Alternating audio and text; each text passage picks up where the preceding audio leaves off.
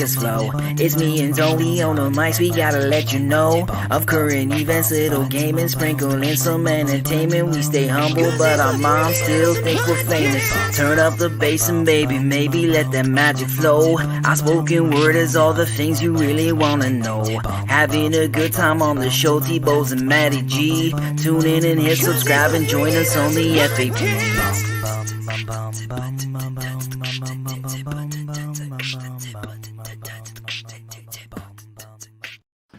Welcome to the Freaking Awesome Podcast. I'm your host, Anthony Bowes, and Matty G is not in today, but we have got a guest that is just like a triple threat man, which is fantastic. He's sitting on both the rap side of things, the legal side of things, and a showman to boot. Today, we've got Eugene, who's part of the Attorneys with Swags. Eugene, how are you doing today? I'm good. How's it going? Doing wonderful, doing wonderful. I got to tell you, when I saw a lot about the Attorneys of Swag, and I started doing a little research, there's so many things that kind of came to mind, and I got to tell you, like, I love what you guys are doing. I love your show, your podcast, everything is, and you guys are just keeping it real, which is what I really love. Here's a bunch of lawyers who decided to get together. I think I was doing a little research, and you guys were kind of like, we're kind of after work lawyers with beers, and you just kind of discuss things that are going on. And then on top of that, there's the music end of things, where you guys are singing, rapping, and just bringing to light to the listeners of things that like what is law and how people just don't understand law. Exactly. Yep. Just trying to make it fun, entertaining, so more people get it. Basically. Yeah, for sure. Now you guys have got a couple a piece of music out, and I really want to get and talk to those. But before we get into that section today, let's talk about a little bit of our humorous news articles that are out there. And we've got some there's always some really interesting news that's out there. But one of the ones I'm actually curious in your opinion as a lawyer on this. So if you haven't heard this, or if you have, come along with me for a second. But the article reads: Tennessee woman sues after state officials deem her vanity plate too offensive. So what happened is there's a Nashville woman who's suing the Tennessee officials because they not only arrested her and temporarily put her in jail, but she had a license plate that was 69 PWNDU, so 69 Ponju. Now, yeah, so of course this woman is not only a huge space fan, but also a huge gamer. So she originally had the 69 because of the moon landing, and then on top of that, the Ponju because of being a huge gamer. But people took to offense so much that someone obviously decided that this was so offensive that not only would they arrest her, but they also wanted her to they revoked that plate, and they wanted her to return it.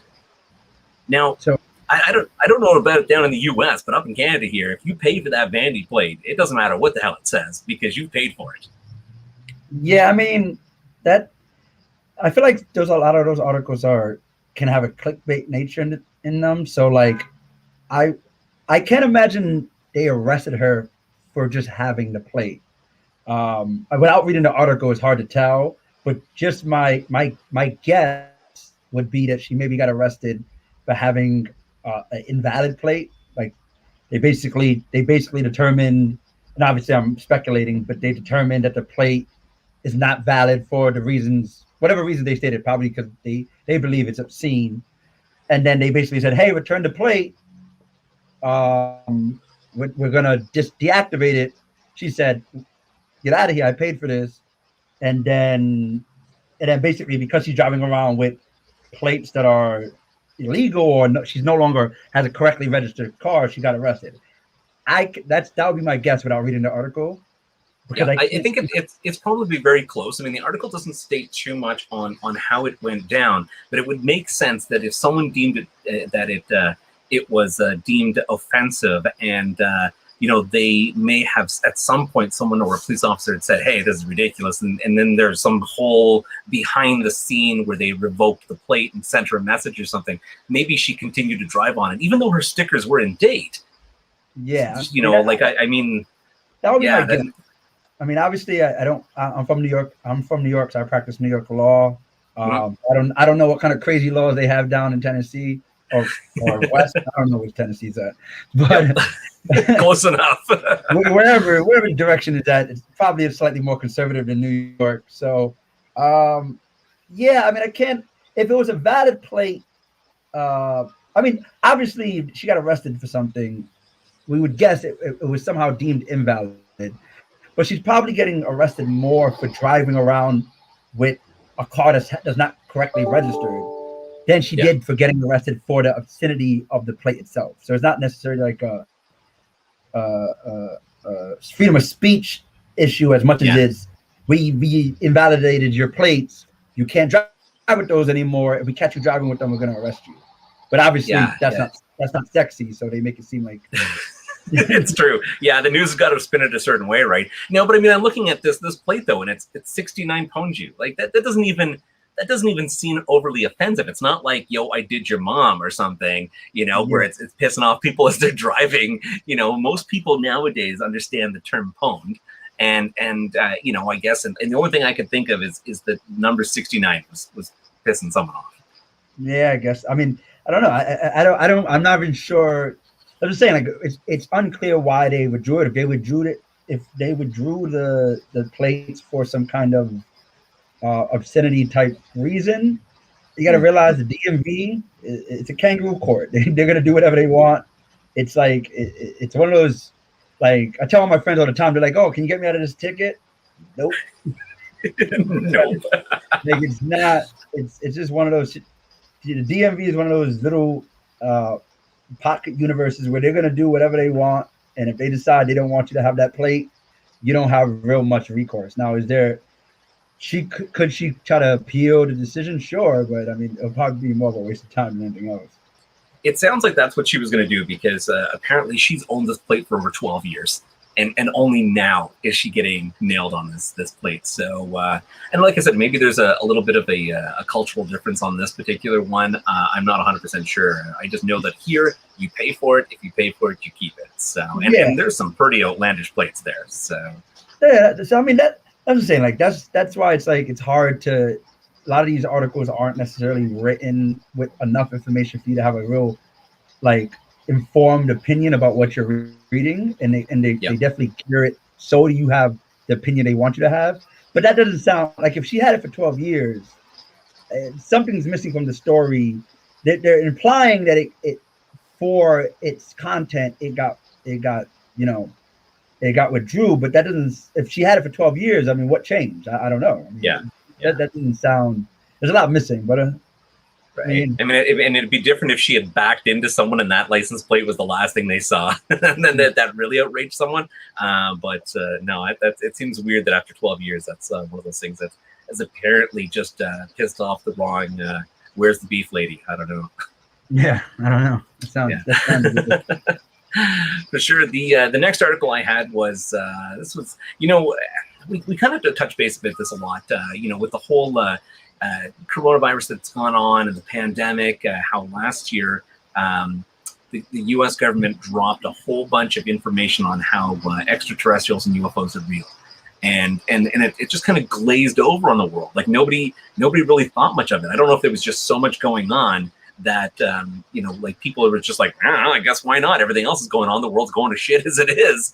But one of the latest articles was a Google Maps user who thought he had found a UFO was basically disappointed to find out that it was bird poop. And what he had done is he was skimming through to Google Earth and as most people do. I mean, it's kind of neat when you get in a map and you're looking at your location, you're trying to find a location. Well, he happened to see something really weird on the camera, so he screen captured it, and he went down the road a little further and he screen captured it. It was still there from all these different angles, and so he decided to of course take this to Reddit, which I don't know why most people do, but that's what they decided to take as their de facto news function. And a lot of the users on there basically just started evaluating it and ripped him a new one to say that's bird poop, man. That's not a UFO. Pardon me. So yeah, I mean, go ahead. I mean, in all the things you could call, I mean, not like a UFO, and not nowadays. I mean, if you're not seeing it with your eyes, a picture of something, it's not exactly the strongest evidence out there. I mean, there's a lot more. There's like decorated pilots talking about they're seeing things with their own two eyes. Yes. Yeah, if you bring that to Reddit, I don't understand how Reddit works. I mean, I kind of understand why it works, but I've never used it myself. But it's definitely the place to get ridiculed if you're just bringing a deepixelated picture of poop to it. Right. Yeah. I mean, when you look at the photograph of it, it looks like UFO, you know. But yeah, I don't know. I mean, I think if you take it to the internet, be prepared to be sorely disappointed, because you know you're going to get everybody who's going to analyze it. There's everybody out there in the world who is looking to disprove something, right?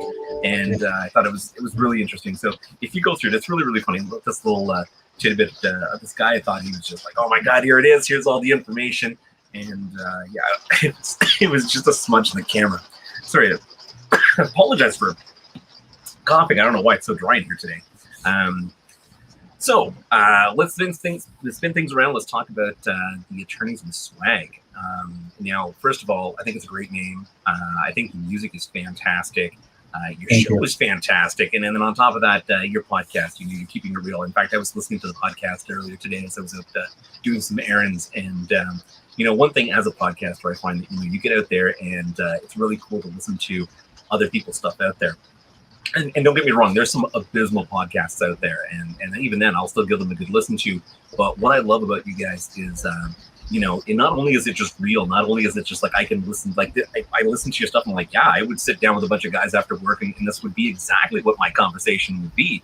But on top of that, you know, you guys have both, or say all of you, because there's generally, there's you and Everett, and then you don't generally have some other guests, or I think there's a couple other guys in the team that also, you know, frequent the show regularly. And, you know, you've got a legal background.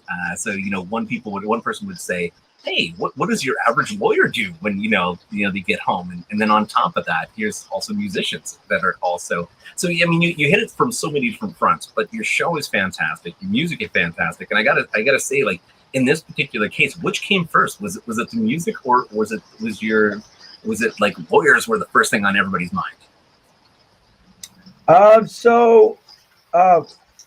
It's a weird background. So basically, I had a friend. He's no longer involved with Attorneys with Swag, but he's an attorney, and he had a bunch of music that he was creating on his own with another friend of mine, the Garfield Anthony, that produces our music, and he was producing a bunch of music, and I thought his music was really good. So I was like, hey, you should. I basically was pushing him to continue going down that path, and then that kind of led to like me getting into like the creative realm, and in trying to help him, I found that I found being creative very interesting, and then I had the spark for Attorneys with Swag, because he was kind of like, hey, since we're going to be working on our music, we should try to come up. He kind of was like, we should try to think of an idea that would be cool to put on YouTube or something like that. And I was kind of like, all right, I mean, we're already working on in my mind, I was like, we're already working on your music. That's like a tall order enough. And you're not really giving me much to go on. Just saying, let's start a YouTube channel. So I really didn't like, I kind of like put it at the background. Like, I was like, all right, well, sure. Like if you came with an idea, I would have been like, let's maybe pursue it. But he was kind of like, it was like an invitation to have an idea. Yeah. And then I think like a little short time after that, I had seen Comedians in Cars. I mean, I've watched it a couple of times, but I had seen Comedians in Cars Getting Coffee with Jerry Seinfeld. Jerry Seinfeld, and something about that show. Oh no, I saw that the night before I had an arraignment shift, and arraignment shift is basically I'm a public defender, so at least pre-COVID, what we'd have to do is on specific dates we get like shift dates. We'd have to go to court, and we would just spend a whole 9 to 5 or 5 to 1 a.m. working arraignments. And arraignments is basically you get arrested. You see the cops, they question you, whatever. The prosecutor turns up the paperwork, and then that gets you, and the paperwork gets brought in front of a judge, and you get it formally charged, and the judge can decide whether bail gets set. So that's like the biggest thing, because if bail gets set, and you can't afford it, you'll be stuck in jail until the case gets resolved. And that's where you meet me. Me as a public defender, I basically explain to you what you're being charged with, because a lot of times people get arrested but don't necessarily know what they're getting arrested for. We basically go over the charges, and then we get in front of the judge. I learn as much background information as I can so I can convince the judge to let the person go. And we're at arraignments. It's me, my friend Everett, who's on the show, who does a big portion of the music, Everett Hopkins. Yep. And there's two other people there, and we're just having a great time. We're one of the correction officers, court officers, is being really mean to one of my fellow coworkers for whatever reason, and we're kind of just roasting him in the back room. And we're at work, but we're having a hilarious time. And then me and my friend Ev went to lunch, and we had like a beer at lunch, and we basically just had a good time. And like in those moments, just it sparked. I was like we do this all the time after work. We drink, we talk about cases.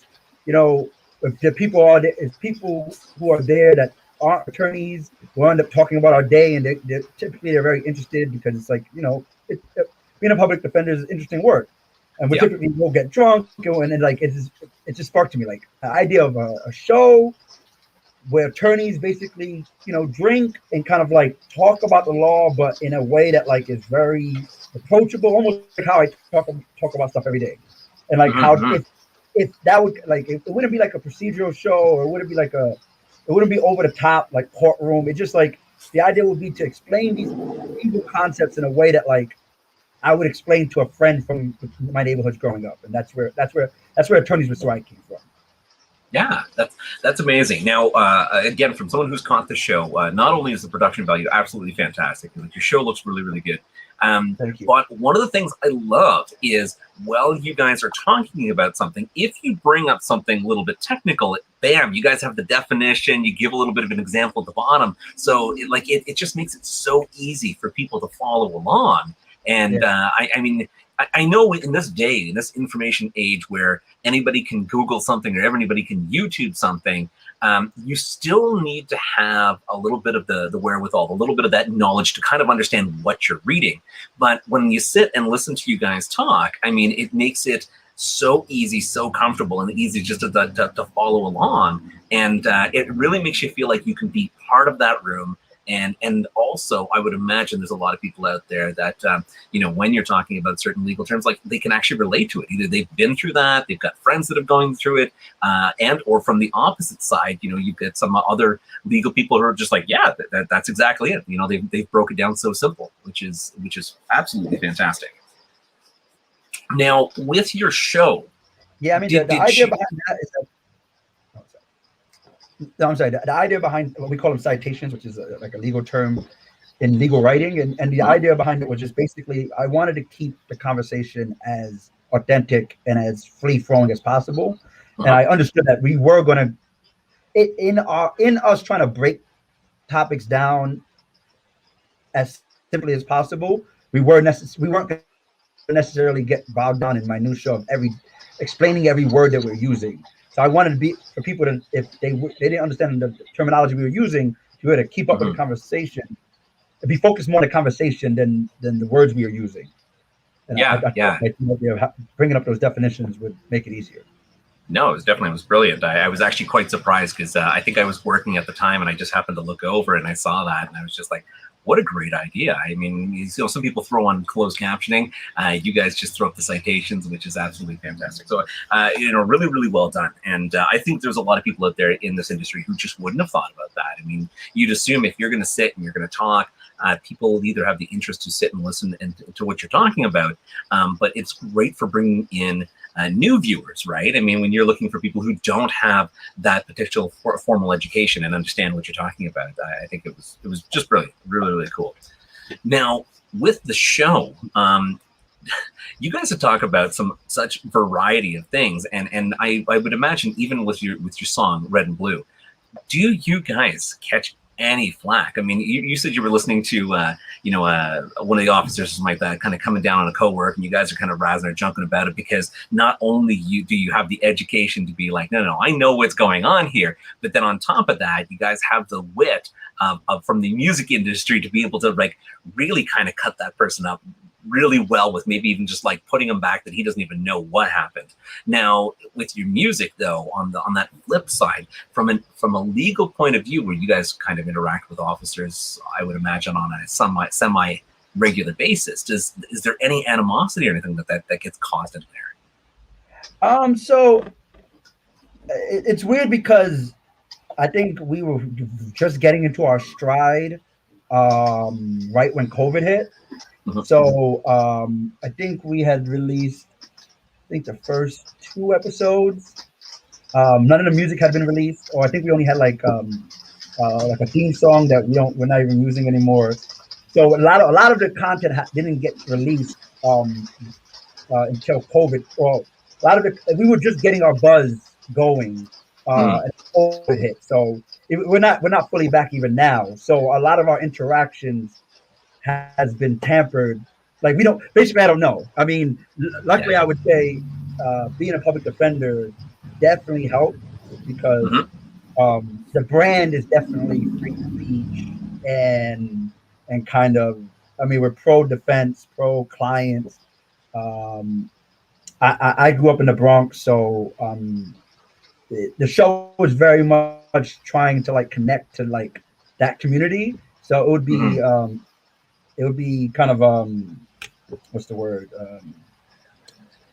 It wouldn't make sense for like my employer to be against the direction the brand is going for. And then when it comes to like the people I work with, it's kind of like I mean like I work in connection with. I mean, as long as I'm defending my clients to the best of my abilities, it's not really their position to say what I'm doing is or isn't correct. Yeah.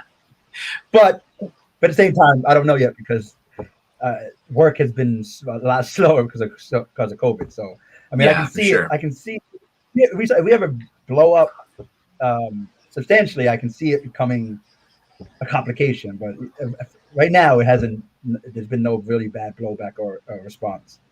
It's funny because like you said, there's potentially from an employment point of view, there's definitely potential for conflict out there. But at the same time, there's nothing you guys are going to do that is obviously outside of the law. Like you know which you're well within your rights to do, and it's very funny because I think this is where, unfortunately, we still live in an age where there's so many racial things that can fall in this, and this is where you really have to kind of look and say, okay, yeah, we rap, yeah, okay, we're saying some hard truths that some people just don't want to listen to. People don't want to think that that the law is corrupt. I mean, that's the safety net where people have always lived under the the law is there to do what they want or to do what they're supposed to do. But the fact is, there's a lot out there that do what they want, and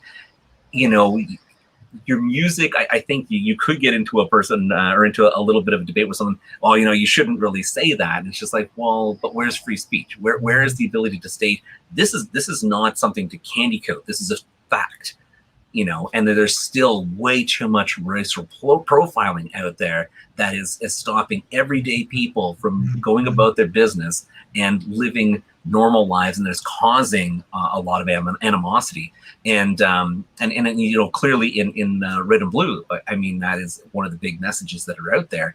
And you've and people can't look away. We live in a world where still I'm still surprised the amount of people that turn their eyes, they look away from the facts as opposed to saying, just because these guys are rapping, they're automatically anti-police. Well, in this case, they can't say that for you. You're clearly on not only from the law side, but from a defense point of view.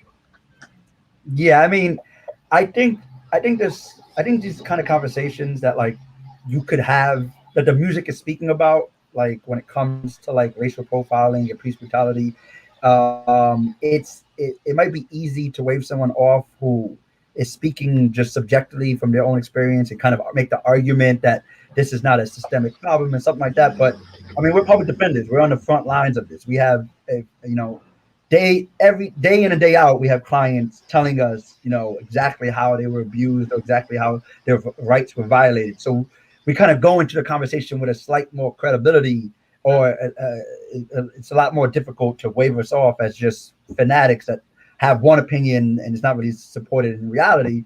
Mhm. When no, we see this every day. I mean, we experience it as individuals, as people, as part of these communities, as minorities, and then we work with people who, we've had clients wrongly accused, and we've had clients been violated by police, and we see it all the time. So it's not going to be as easy to discount our message, basically.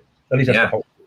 For sure. Now, do you find a lot of your music is influenced by your work or by the life around you? Where do you find that is the bigger push nowadays? So the first album, our first album that Deducted and Red and Blue come from, it's a lot of it is based on the show. So first episode, Returns with Swag, that was a theme song. Second episode is Deducted. Third episode is Trials, Instruction, Procedures, and we have a song that hasn't been released yet called Tip. That's all about trials, instruction, procedures. And then our fourth episode was All Black Everything, and we have a song about the Black experience, about being an attorney. So a lot of the music is our brand is basically an episode of a show that deep dives into some kind of legal concept, whether it's tax deductions or trials, and then a song to hammer the message home. So that, and then the album has a few other songs that are basically on brand. It doesn't necessarily have an episode directly related to it, but it's similar messaging. So Red and Blue doesn't necessarily have a correlating episode, but we did talk about car stops and we talked about car stops, and we talked about being mistreated by the police over the course of the first season. So it's all being inspired. It's all being inspired by each other. Okay, yeah.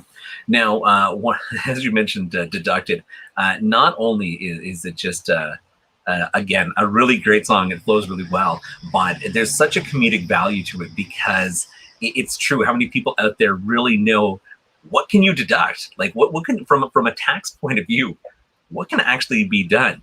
So I think I listened to the song. It was really catchy, but I had a really good laugh throughout of all of it because I think there's, like I said, as someone who had started and owned their own business at one point, like you're really unaware of so many things. So not only do you come up with this song that just says, "Yo, you can deduct that," it was. I kind of wish that I had listened to that song a lot earlier in life. It was a very fun music video to record. It was very enjoyable. That was I mean, it's funny because I do the chorus on that song, and I really don't have any musical acumen at all, especially relative to our producer and Everett Hopkins and Splaticus, Jack Gomez, who does most of the verses on our songs. But my best friend Carp Anthony just came in and said, "You're gonna do the chorus on this track. Don't worry, I got you. Come in, just repeat after me." And we got it done like in a couple hours, I think. Oh wow, that's really good. It's good timing, and like I said, I mean, you could clearly tell you guys had a lot of fun with it, and the people that were involved with the video had a really good time. So I thought that was really cool. So for a lot of people who haven't had a chance to listen to the music, I definitely strongly recommend getting out there, listening to it, checking out the Attorneys with Swag. Super fantastic. Now, one of the things I wanted to know was from the your show point of view. So you've got not only your actual sit down show, you've got your podcast as well.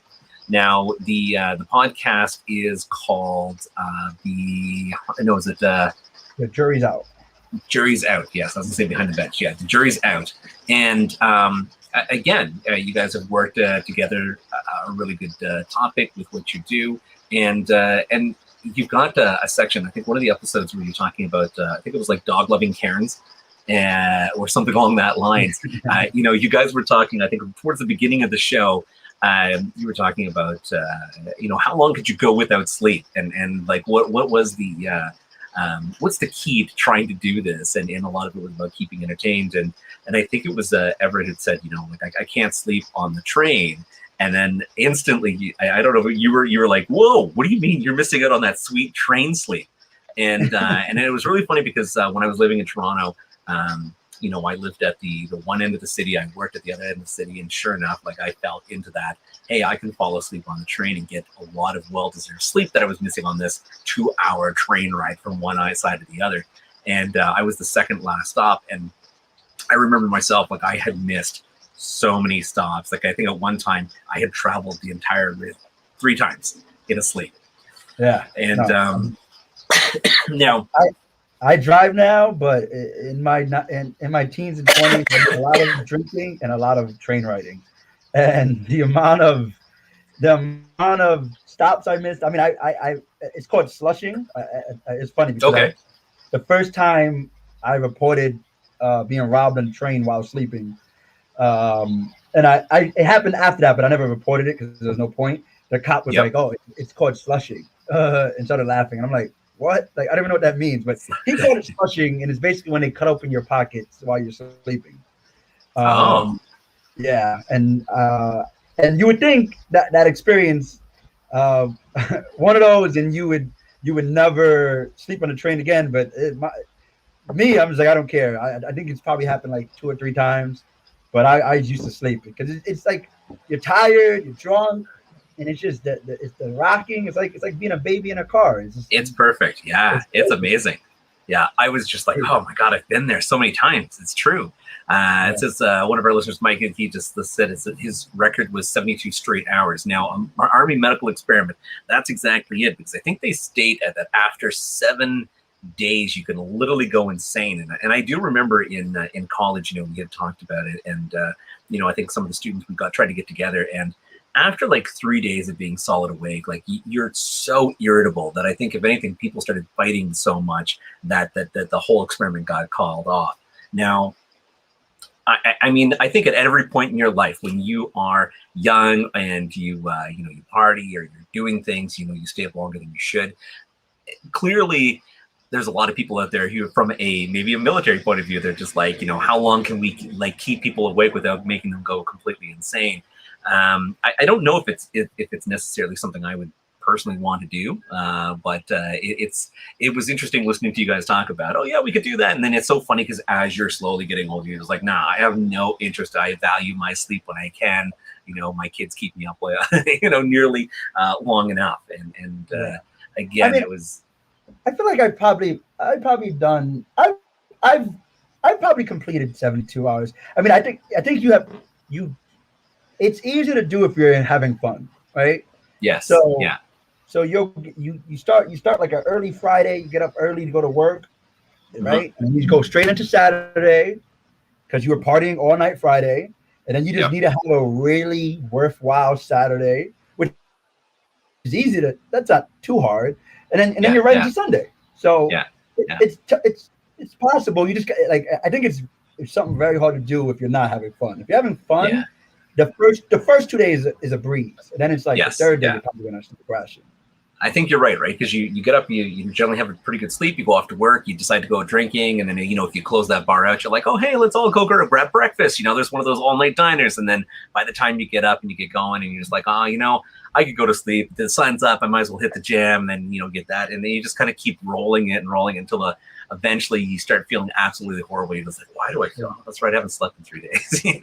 So, exactly. But yeah, I think the key is definitely to keep your mind off of it and make sure that it's all about entertainment. It's all about fun. So I definitely agreed with that point. I thought that was it was pretty cool and definitely a fun fact for people out there. If you're going to do it responsibly. Make sure that you're you got someone either watching yours.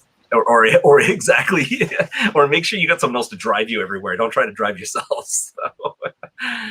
Yeah. But all right. So when it comes to again with Attorneys of Swag, and did you define with the the COVID, obviously things from the show value. I think that's why I think originally you'd said, oh, we had our sit down show, but then we kind of pushed more towards the podcast because it wasn't as safe to get together. Do you guys look forward to putting the show back down per episodes? Or are you going to continue with the podcast? Or are you going to, record the show and push out as a podcast? Like, what's your future plans for that? So right now we have the rest of the album that we are gearing up to release. We're gonna bring back the podcast. We kind of slowed down on the podcast because we had to do the music videos, and then the one thing I would say is the promoting music and releasing music, that's its own beast, and it's very time consuming. It's its own little world. So we've been trying to focus on that and getting the buzz out for the music, since that's like our most fresh thing. What we're gonna probably do is pivot back to the podcast. We're probably gonna try to do like a video podcast. Have a audio version, but also do a video and try to focus more on bringing in guests, but different from the show in the sense that the show is more heavily leaning towards legal topics like the law and like breaking down the law. And I think what we're going to try to do is like bring in guests who kind of have an interesting perspective on a topic. And then, we'll have our legal opinion on it, but, bring in some teachers or some doctors or some nurses or like stuff like that. So I think that's it'll be releasing more music and then bringing back the podcast. So those are the things we have in the foreseeable future. And then obviously once people are more comfortable / we have, we're getting more positive reaction from what we've already released. The goal is to bring back the full production of the Attorneys with Swag episodes. Okay, yeah.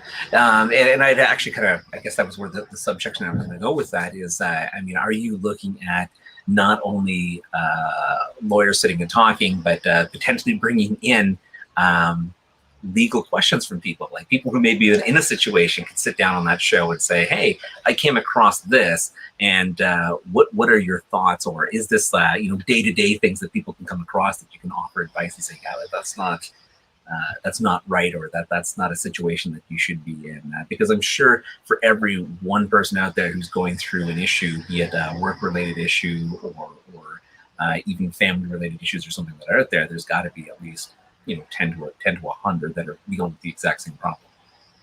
Yeah, we're definitely. That's definitely the aim, which is to make it as useful to the people listening to us. And we're definitely exploring ideas of bringing in questions from the audience, or having like a question of the week or question of the day type scenario. So that's definitely how we want to expand the brand.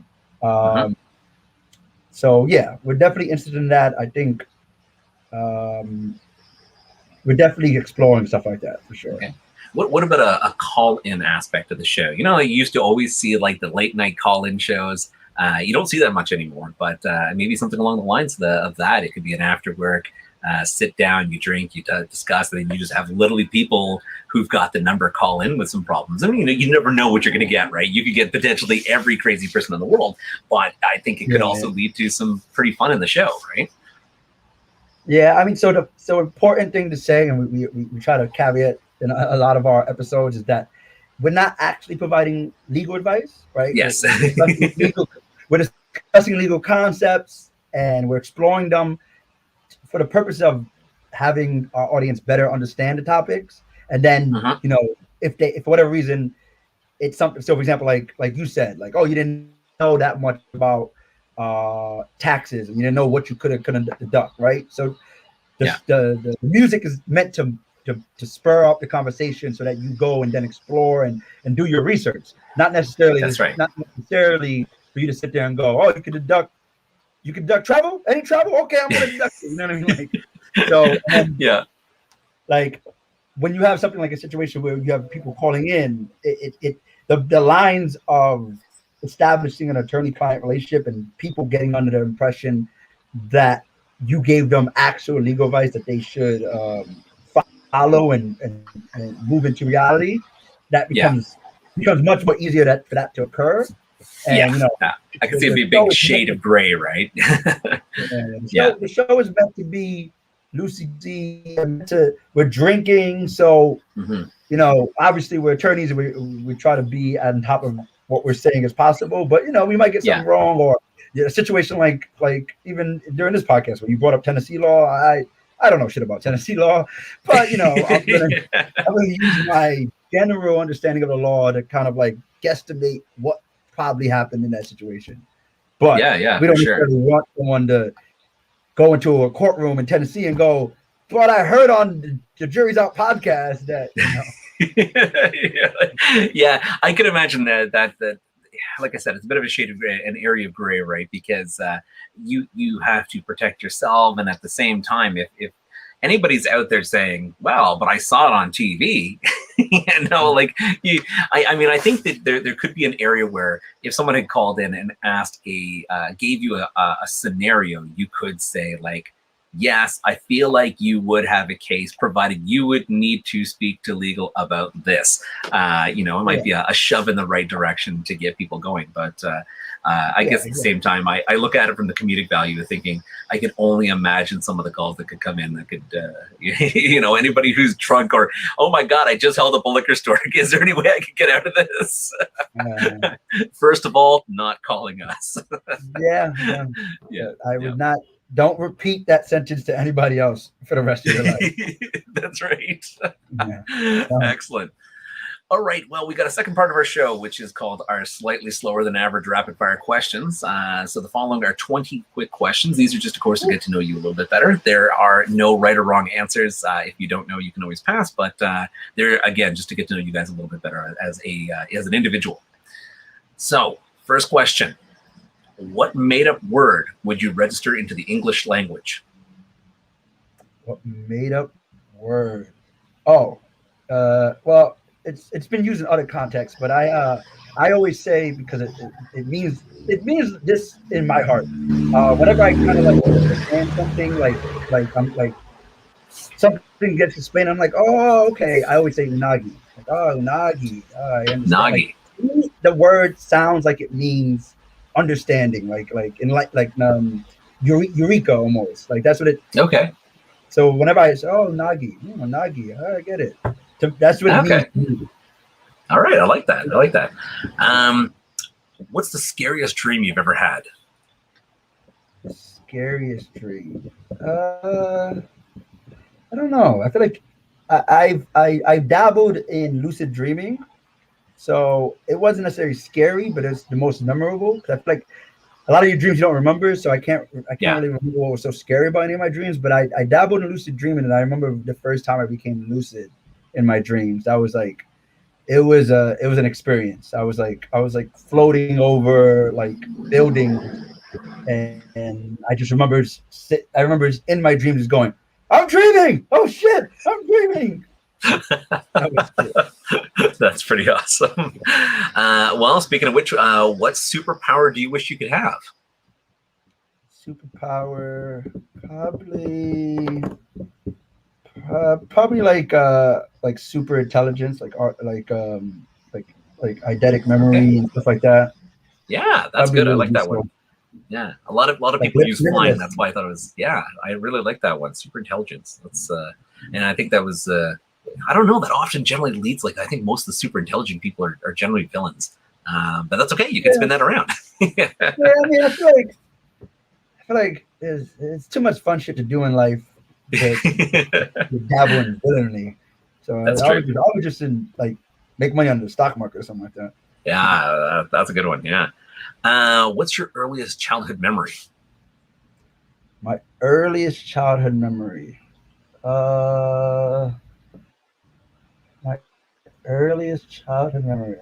I don't know. Let me think. I'm trying to think. I don't know. I feel like I have a bunch of childhood memories. I mean, my dad used to take us to the park a lot. I remember having a memory of him just being so drunk that he couldn't stand, and it was just me and my brother trying to pick him up. But I don't know if that was the earliest one. Okay. I remember being indifferent about it. Like I remember just going, he's drunk. He just needs a second. I remember my brother was really mad. Like, it's funny because it's so indicative of like our personalities. Like I'm a very laid back person, so even at like a 6-year-old. I was just kind of, I knew he'll walk it off eventually. So, one of the Great. earliest movies I had. Yeah. What makes you happiest? What makes me happiest? Being around friends, drinking, like having a good Okay, time. good. That's What foreign language do you wish you could learn? foreign language, probably Spanish. It's the Spanish. I most, like that one. the one I should know, and it's the one I don't know. I'd imagine, I mean, especially down in the US, it's quite popular. We're up here, everybody should be knowing French. I should know that. I'm not very good at it. I know enough to get to the bathroom. That's about it. If you could go back and live in any decade, which decade would you choose? Go And back. it doesn't even have to be one that you actually lived in. You could go to like any decade. Probably the 60s. 60s, summer of love, free love, Okay. psychedelics. That sounds like if you get into it with the right crew, it'd be a fun time. Hippies and stuff like that. For sure. What's your go-to joke? My go-to joke. I don't know. I don't know if I have a go-to joke. Go-to joke. I don't know. I can't think of one. I don't know. Okay. What's the first movie that made you cry? First movie that made me cry, probably Lion King. Lion King. Yeah, I cried When the dad dies, eh? Mufasa, yeah. Yeah, that was Mufasa dies. That was horrible. That was definitely. I think that pulled a lot of people's tears. Yeah. Do you believe in aliens? Oh, 100%. Yeah. Yeah. Okay. Well, I mean, after the government's proof said it's true, I mean, you can't refute that, right? So, I mean, I wouldn't necessarily say that they're visiting us. Maybe, who knows? But I mean, you have statistically speaking, it seems very likely when you start just doing the math for the stars and the planets and the galaxies, the numbers get pretty big. Yeah. I mean, how could we be the only ones out there? It just seems obtuse. Yeah. How would you spend $100 million? $100 million? Oh, I would buy property, buy alcohol, buy things I can't say on a podcast. You can say actually anything on this podcast. Yeah. You just don't know if anybody wants to play back and listen to it. I mean, I would, you put the money in a couple of things that, like, property, things that like will always hold their value, and then I would just travel the world with the rest of it. $100 million. Yeah. Okay. Okay. Yeah, we haven't done this question in a while.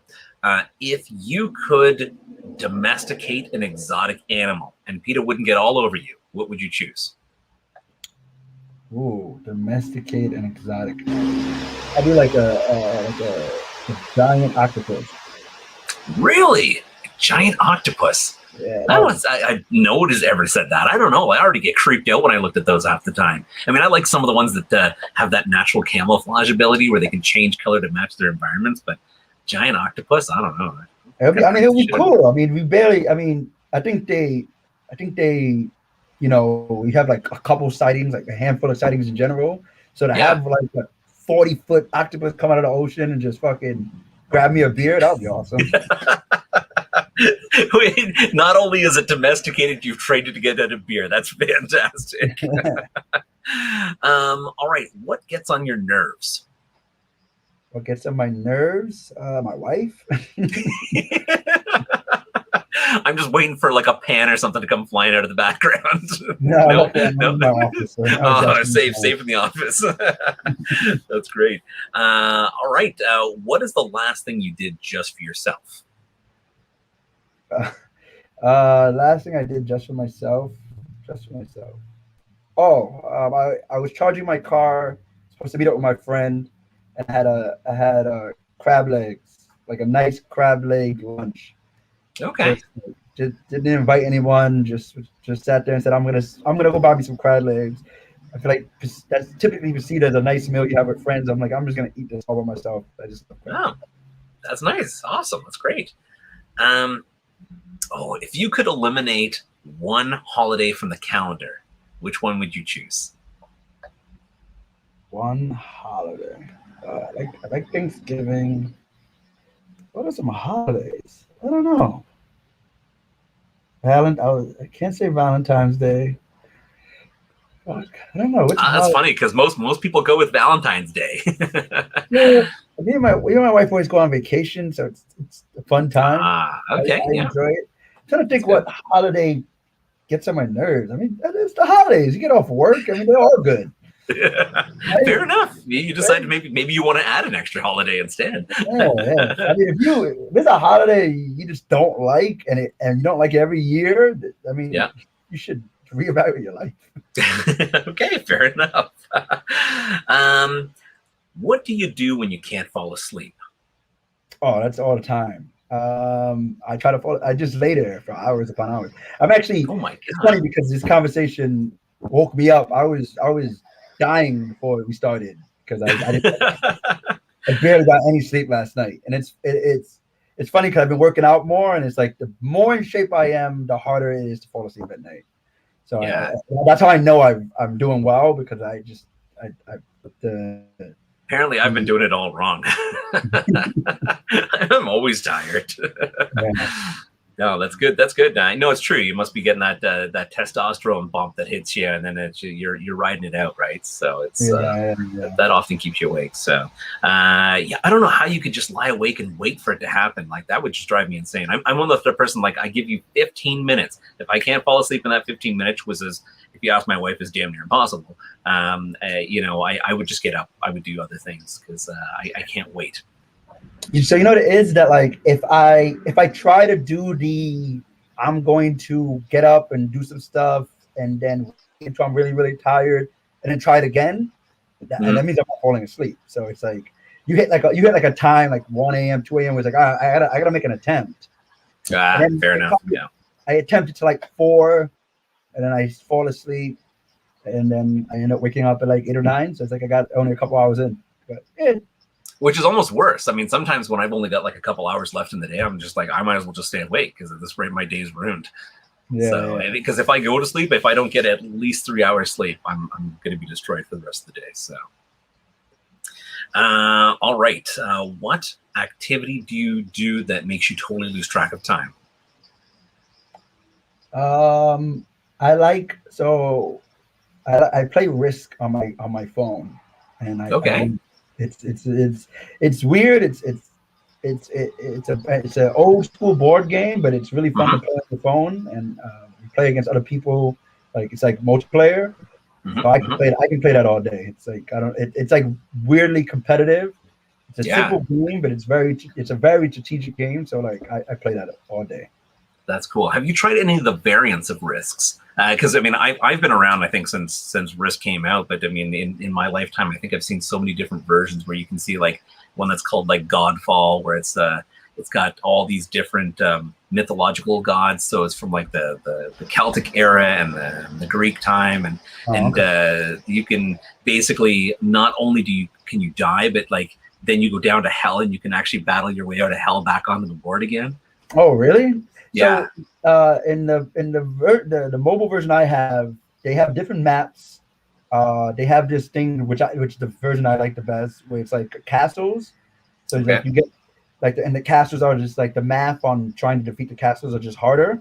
Okay. So you use them as choke points. Like at least the strategy is that you use a castle and then like you can defend that point easier. And if you make it a point that's very important strategically on the map, that's like it's all strategy. So like I like that one. I feel like it's the perfect blend of like because I feel like a lot of times when you're playing Risk, if you have someone, kill a bunch of your guys early in the game, you're kind of just screwed to begin with. It becomes kind of like more luck than strategy.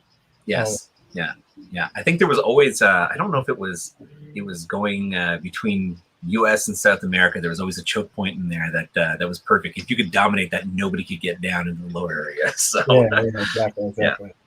Yeah. Okay, got 2 more for you. The one of the biggest ones that are great for men out there. Toilet paper. Do you prefer the toilet paper going over the roll or under the roll? Over the roll. Okay. Okay. So I need to ask you because I'm an under the roll guy, and that's only because I've had cats in the past, and if you get a cat and it's over the roll and they start kind of going on and playing, like it all ends up on the floor. So that's my whole reasoning behind it. But it sparked a lot of, arguments between my wife and I, because she likes it one way and I go the other way. What's your reasoning? I feel like on the road, wouldn't it touch the wall? Like, wouldn't it, like if it unrolls, it's closer to the wall. So I feel like it would touch the wall, which might be dirty. Okay.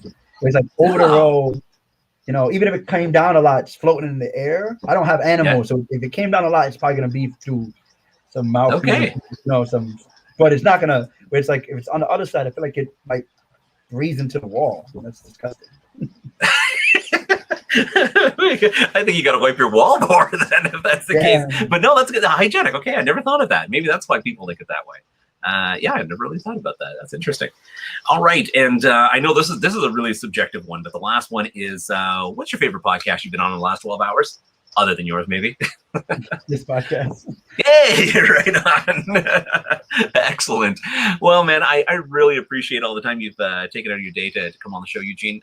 This is a great time. Do you want to pitch any social media, how people can get to listen to the albums, get to your show? Yes, we're on Spotify, Attorneys with Swag. Just put it into the little search bar. We have a YouTube channel where our music videos and our show is on. It's Attorneys with Swag TV. You can look up watch Red and Blue with Abducted, and you can follow us on IG, Attorneys with Swag. We have Attorneys with Swag on everything. On Twitter, it's Attorneys W Swag, because I think spacing reasons we couldn't get Attorneys with Swag, but everything else is Attorneys with Swag. So you just put that on the search board, you'll find us. That's absolutely amazing. And for our listeners who are on the road and not listening to the live broadcast, we will make sure that we put a picture of Eugene and the attorneys from with Swag on our website under their guest section, as well as their social media and links on how you can get to both their music videos and over to their show. So again, thank you very much, Eugene. I'd love to circle back with you guys maybe in a few months or a year's time and see where you guys are at, see how things are breaking once the pandemic, of course, lifts and a quote-unquote normal life starts happening again. And you guys got to keep up the great work. I love the music video. Again, I can't tell people enough how good it is and how they need to go over and check out those tunes, because they're really, really cool. Great beats.